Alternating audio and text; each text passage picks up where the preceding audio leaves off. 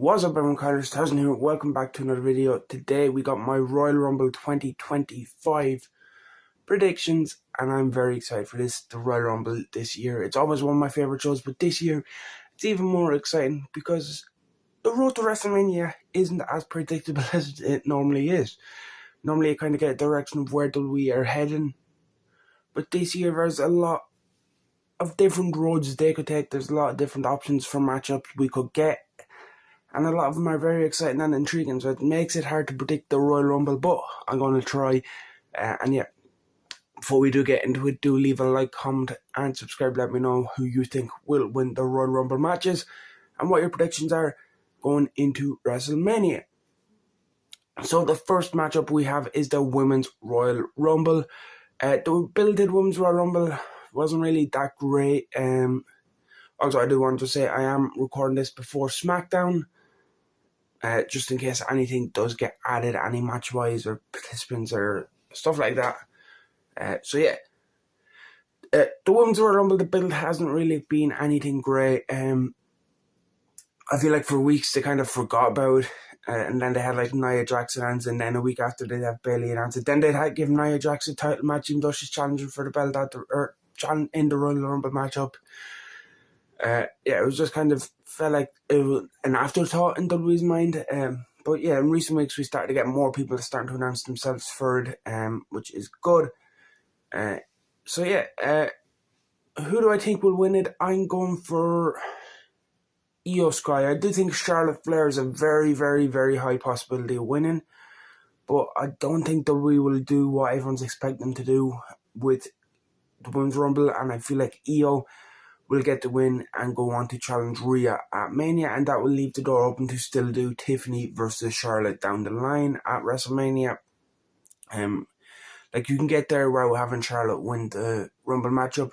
I know you could say, oh well, Io could get there as well and have Io win a chamber, or have Charlotte win a chamber, and that's how you do it, or in number one contenders tournament. There are different ways, but yeah, I'm leaning towards Io. And I don't know why I'm leaning towards Io. It would be the smart bet to go with Charlotte Flair, because it is Charlotte Flair just returning from a long injury.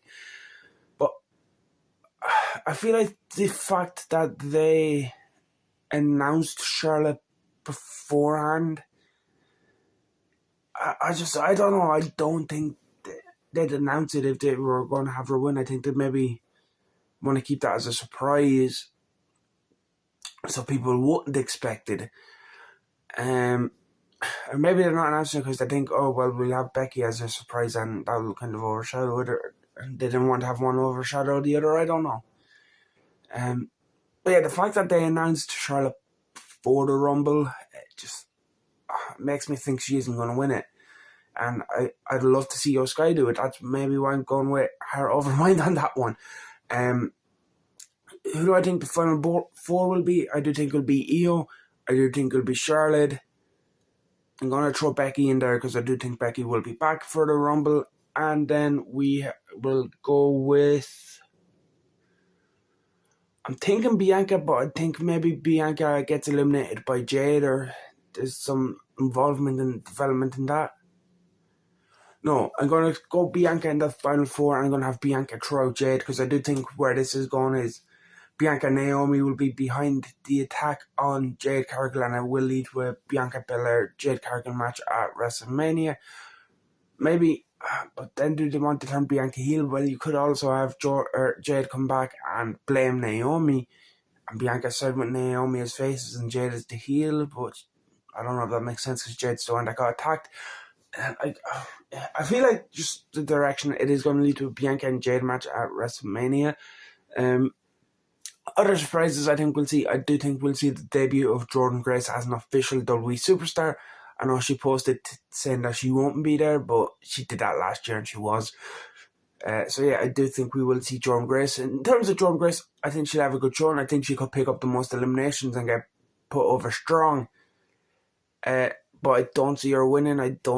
She could potentially get to the final four, but I don't think that'll happen. What I do see happening for Jordynne Grace is I think she will eliminate Chelsea Green, or what I would like to see anyway. I'd like to see her eliminate Chelsea Green and set up a potential US title feud going into Mania, because then that means we could get Jordynne Grace versus Piper Niven on TV leading up to the match at Mania. And then at Mania, Jordynne Grace versus Chelsea Green. And I think then you could crown Jordynne Grace as the second United States champion, beating Chelsea at Mania, be a big moment for the debut. And that way you're not pushing Jordynne Grace straight to the top. And even if they did do that, I won't mind seeing Jordynne Grace versus Rhea Ripley. But yeah, I don't know. I just like the idea of Jordynne Grace being the one to dethrone Chelsea Green at WrestleMania. I feel like it'd help establish and elevate that United States Championship a bit more by having a big moment like that and a big debuting superstar like Jordynne Grace going after it. Other surprises, I would like to see Gail Kim. I think that could be a bit of a potential possibility. Of course, she's a former women's champion in WWE. Of course, we know her history with TNA, and of course, with the TNA partnership, I do believe Gail Kim works backstage for TNA. So I feel like that could be a big possibility now that we have that TNA and WWE crossover, and it'd be a big name. And who wouldn't love to see Gail Kim? I also think we could potentially see Masha Slamovich, the Impact or the TNA Knockouts Women's Champion, similar to how we seen Jordynne Grace last year. I'm trying to think, is there anything else I want to talk about with the Women's Rumble? I covered most eliminations in Jordynne Grace. Iron Woman. The Iron Woman, who do I think will be in the match the longest? Bayley did it last year. Liv has done it previously. You know what? Let's go with... I wasn't going to say Io, but they did it with Bayley winning last year from... it was number 3. Ooh, this is tough. With the Iron Woman, you need someone that will be in there early, but also be in there towards the end. You know what? Let's just go Liv Morgan again. I know recently she did it with Rhea. They started 1 and 2 and they ended 1 and 2. She just lost the championship. It seems like her and Raquel turned their attention towards the tag titles, which I do think is what they should be doing going into WrestleMania. Otherwise, where do they fit in? And then post WrestleMania, of course, after Liv's belts, you can have Liv go back after the title and back into the world title picture. I feel like with the help of Raquel, Liv could be someone that she comes in early. Her and Raquel kind of work together, and then she could be in and around that Final Four as well. I didn't predict her to be in the Final Four, but she has beaten runner-up the last 2 years. So, Liv could be a good shout to put in the Final Four as well. Next up, we're going to talk about DIY versus the Motor City Machine Guns. 2 out of 3 falls for the WWE Tag Team Championships. The first time the tag team titles have been defended since WrestleMania on a premium live event.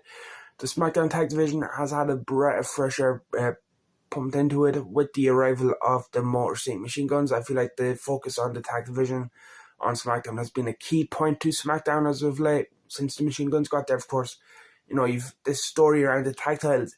You have DIY, you have them turning heel, you have the Machine Guns coming in and win the belts off the Bloodline 2.0. Garza's are involved, Pretty Deadly involved. They're starting to put a focus on the SmackDown Tag Division. I'm hoping they do the same for Raw. We kind of seen it a bit on the last episode of Raw with the Judgment Day versus the War Raiders title match. They kind of showed the Creeds in the crowd, and Warline Theory recently got brought over to Monday Night Raw, and they were shown in the crowd as well. So hopefully we kind of start to see the Raw Tag Team Division get a bit of a refresh and start to get booked properly like we have seen on SmackDown. Because now we're at the point where the SmackDown tag titles are not only defended on a PLE, it's a Big Four, and they deserve to be here. And I do think this could be a match of the year contender if DIY and Motor City Machine Guns are let out there to do DIY and Motor City Machine Gun stuff. I do think Wonderfalls will see Pretty Deadly try get involved. Of course, we've seen stuff with them and DIY and them trying to help each other Pretty Deadly trying to help DIY but not getting the same back in return. I do think they'll get involved, try further that storyline. Maybe it costs DIY a fall by distraction, or maybe it allows DIY to pick up a fall for over the machine guns, and then maybe the Garzas come out and they start brawling to the back, and then we'll see the comeback where machine guns would pick back up a fall, and then we go down to a 1v1 or one fall each situation, and the decider in the third fall. I'm very torn who to go with here. I love the Motor City Machine Guns. They're my favourite tag team of all time and have been for a number of years. I think Shelley and Sabin are awesome. I would love to see them pick up the belts at the Royal Rumble in front of 60,000 people, or however many people will be there in Indianapolis. But the DIY, they just turned heel. They just regained the belts from the Machine Guns. Will they hotshot the belts back on? I won't complain if they did. You could have them lose the belts and then blame DIY or Pretty Deadly for getting involved, and that's why they lose the belts.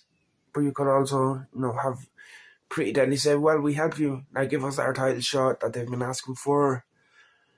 And where I see this going, I do see a multi-man match at WrestleMania for the tag titles. I do think it will be DIY, I do think it will be Pretty Deadly, I do think it will be the Machine Guns, probably the Garzas, and if the Street Profits are back, maybe you could do a ladder match like you did last year. So, and if you're not doing a ladder match, you could just do a 4-way, and either the Street Profits and the Los Garzas as the fourth. So either way, you could have the Machine Guns walk in as champions, or you could have DIY walk in as champions. And I feel like this could lead to Pretty Deadly winning the belts, because they've been a heavy part of this story and a heavy focus. So I'm just trying to think who I personally would love to see the Machine Guns walk into WrestleMania with the belts, but just for the story they've been telling, just for the way things have been playing out with Pretty Deadly, I'm going to lean towards DIY retaining here. Like I said, if Motor City Machine Guns were to win the belts, I would not complain. I don't know, there's just something that has me leaning towards DIY getting the win and retaining. Maybe using the heel tactics, maybe Pretty Deadly help with the first fall and then a low blow in the second fall or in the third fall to help them pick up the second fall. That's what I'm trying to say. I'm going to go DIY to win that one. But I do think if given the time and given just let out there to do their thing, this could potentially steal the show. This could be one of the best matches of the year. Up next, we have the WWE Championship matchup, the ladder match between Kevin Owens and Cody Rhodes. This match, again, I'm expecting high things from this. Kevin Owens is awesome, Cody Rhodes is great. And in ladder matches, they've both done crazy stuff in the past, and I'm expecting more crazy stuff from the two of these lads. I would love to say Kevin Owens gets the win here, but it's hard to not see Cody Rhodes walk into WrestleMania with the championship. Especially when a lot of the build to the Rumble and a lot of the stories they've been telling has kind of revolved around Cody Rhodes. We've seen Cody Rhodes interact with CM Punk. We've seen him interact with Sami Zayn. Of course, that's played into the build to this match. We've seen him interact with Paul Heyman, and Heyman saying Roman's coming for that championship. Again, we've seen him interact with Drew. We've seen a lot more interactions with Rumble participants and Cody Rhodes than we have with Gunther. We've only really seen Jey Uso, Seth Rollins interacting with Gunther. There's been a lot more focus kind of on Cody Rhodes and his championship. Of course, there's the interest around Sami Zayn and what Sami going to do, because we've seen on Raw in recent weeks Kevin Owens trying to get Sami to help him, and we've seen Sami accidentally haluva kick Cody Rhodes on Raw. So does that lead to, and will we see Sami Zayn getting involved once again? Does he accidentally kick Kevin Owens, or does he purposely kick Kevin Owens or accidentally kick Cody Rhodes? There's a lot of ways this could go. You also have the intrigue of a potential Randy Orton return, because again, he was written out by Kevin Owens piledriving him. There's so much around this matchup, it's hard to just call out. As much as I'd love to say Kevin Owens wins and we get Sami and Kevin for the belt at Mania, it is hard to see. I feel like we could see Randy get involved, and we get Randy and Kevin at Mania. What do you do with Sammy then? Like, see, this is what I mean when I said at the start. There's so many different possible matchups and options they can do with WrestleMania. It really makes it hard to predict things. So yeah, I do think Cody will retain. Maybe we see a Randy Orton return. Maybe we see Sammy get involved, or maybe we just get Cody beating Kevin Owens without any interference, and we just then see Kevin Owens take someone's spot in the Rumble. He gets involved. Maybe that's when Randy returns into Rumble, eliminates him after Kevin tries to cost Sammy because Sammy didn't help him. But then would that lead to which match would you go there? Like, see, there's a lot of different ways this could go. I do think Cody Rhodes retains. It'd be stupid to predict Cody not walking into WrestleMania with the championship, though. And last but not least, we got the men's Royal Rumble matchup, and this matchup is stacked. We got CM Punk, we got Rey Mysterio, we got John Cena, we got Seth Rollins, we got Drew McIntyre, we got Jey Uso, Sami Zayn, and so much more top talent. It just goes to show how stacked the current WWE roster is.